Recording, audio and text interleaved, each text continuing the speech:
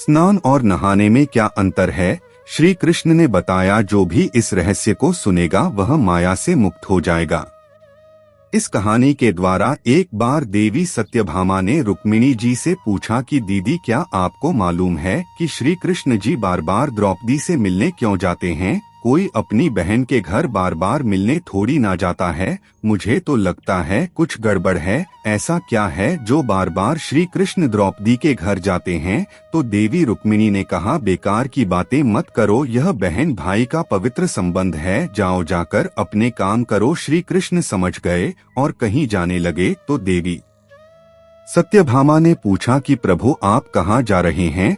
तब श्री कृष्ण जी ने कहा कि मैं द्रौपदी के घर जा रहा हूँ। अब तो सत्यभामा जी और बेचैन हो गई और तुरंत देवी रुक्मिणी से बोली, देखा दीदी, फिर वही द्रौपदी के घर जा रहे हैं। यह सुनकर श्री कृष्ण ने कहा कि देवी, क्या तुम भी हमारे साथ चलोगी? तो सत्यभामा जी तुरंत तैयार हो गई और देवी रुक्मिणी से बोली, दीदी आप भी मेरे साथ चलो और द्रौपदी को ऐसा मजा चखा जाएंगे कि बस जीवन भर याद रखेगी। देवी रुक्मिणी भी तैयार हो गई। दोनों रानियां द्रौपदी के घर पहुंची तो देखा कि द्रौपदी अपने केस संवार रही थी। जब द्रौपदी केस संवार रही थी तो श्री कृष्ण ने पूछा, द्रौपदी क्या कर रही हो? तो द्रौपदी बोली, भैया केस संवार के अभी आई। तो श्री कृष्ण जी बोले, तुम क्यों केस संवार रही हो? तुम्हारी तो दो भाभी आई है, यह तुम्हारे केस संवारे। फिर श्री कृष्ण ने देवी सत्यभामा से कहा, तुम जाओ और द्रौपदी के सिर में तेल लगाओ। और देवी रुक्मिणी, तुम जाकर द्रौपदी की चोटी करो। सत्यभामा जी ने रुक्मिणी जी से कहा, बड़ा अच्छा मौका मिला है,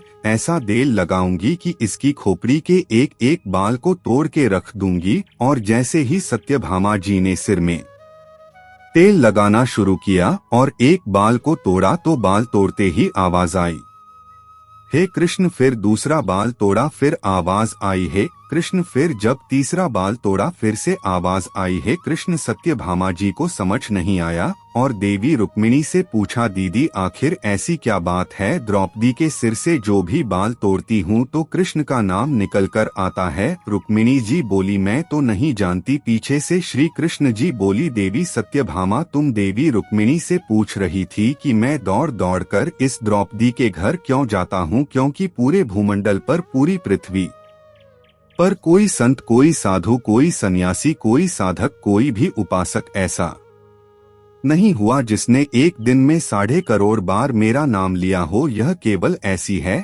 जो एक दिन में 1.5 करोड़ बार मेरा नाम लेती है।